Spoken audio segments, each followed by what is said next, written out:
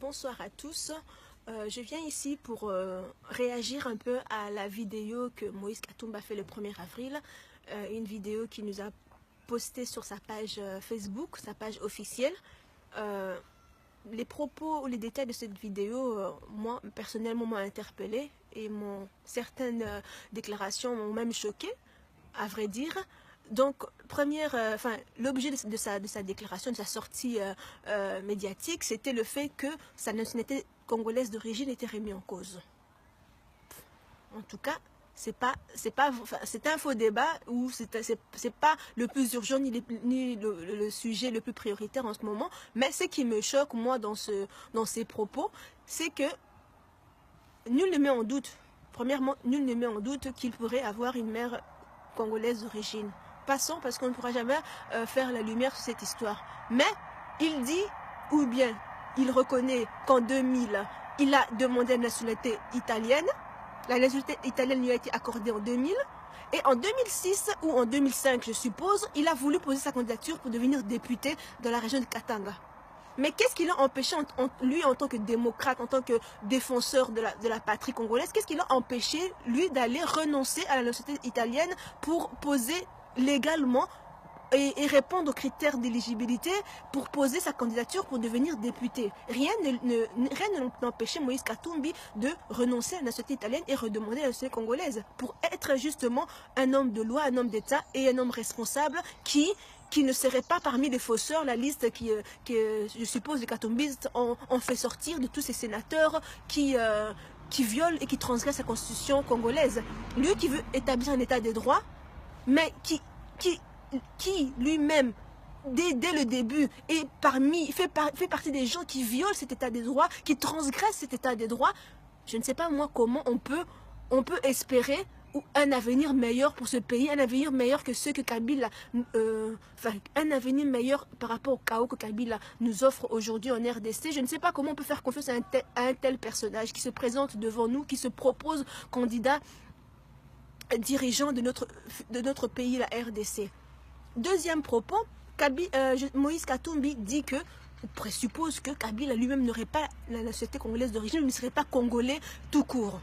Mais ces propos-là, cette déclaration-là, dite à demi-mot, ce sont des propos très graves, puisque Moïse Katumbi a travaillé plus de 10 ans avec Kabila, aux côtés de ce régime dictatorial, comme il dit, aux côtés de ce régime criminel, comme il peut sous-entendre dans sa vidéo, mais pendant 10 ans, il était à côté de ce Kabila. Il s'est enrichi avec ce Kabila. Il a contribué à faire asseoir ce régime dictatorial, et il n'a jamais pris la peine de dénoncer ce régime, il n'a jamais pris la peine de dénoncer les crimes affreux que ce régime commettait ou continue de commettre en RDC. 12 millions de morts à l'est de la RDC. On n'a jamais entendu Katumbi prendre la parole et dénoncer l'occupation rwandaise, dénoncer le génocide des Congolais de l'Est, les viols de nos mamans, de nos femmes, les viols, les crimes contre l'humanité que le peuple congolais subit depuis l'invasion rwandaise dans notre pays, depuis 1994. On n'a jamais entendu Moïse Katumbi, homme d'État, responsable politique, prendre la parole et dénoncer cette occupation rwandaise, dénoncer les crimes que la RDC,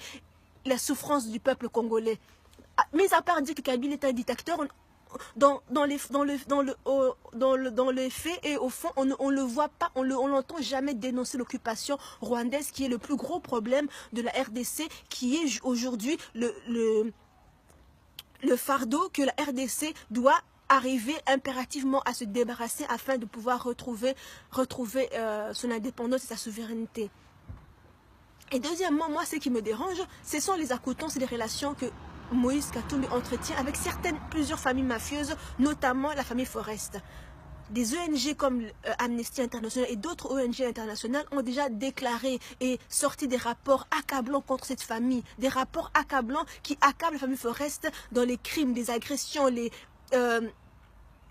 actes criminels que cette famille commet et continue de commettre en RDC, surtout au Katanga. Mais pourtant, le fils Forest est président de Mazembe, du tout-puissant Mazembe, qui est le club de foot de Moïse Katumbi. C'est la famille Forest qui soutient la candidature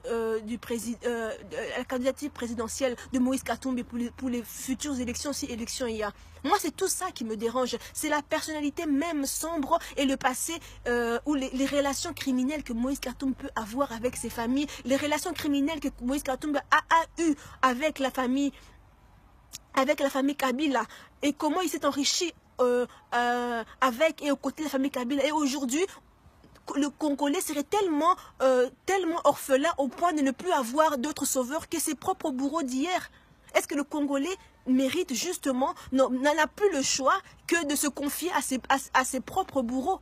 Moi, je pense que le Congolais a beaucoup de potentiel. Je pense qu'il y a des hommes capables, des hommes, que ce soit des hommes de la diaspora ou des Congolais au pays. Je pense que le Congo a des hommes capables, des hommes qui sont intellectuellement capables, et qui sont prêts à gérer ce pays et à mener ce pays vers la prospérité et vers la gloire qui lui revient.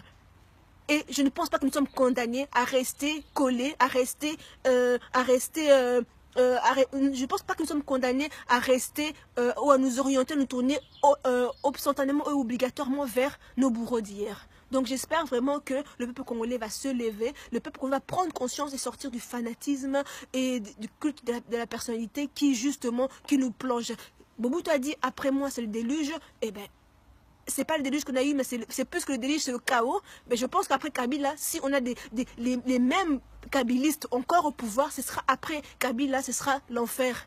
Et cet enfer, je pense que ni toi, ni moi, ni aucun Congolais ne le voulons. Même les fanatiques, même ceux qui défendent aveuglement certaines candidatures, certaines personnalités qui, en mon sens, n'ont plus droit de se prêter au jeu sur la scène politique congolaise. Je pense que vous aussi, vous ne voulez pas justement de ce genre de personnalité qui se prétendrait candidat présidentiel. Alors, ressaisissons-nous et pensons patriotes, pensons nationalistes. Il est temps de ressaisir et de reprendre conscience et de récupérer notre pays avec des Congolais qui sont patriotes, des Congolais qui n'ont pas les mains tachées, les mains sales, des Congolais dont on pourrait douter des origines ou douter de la sincérité et du patriotisme.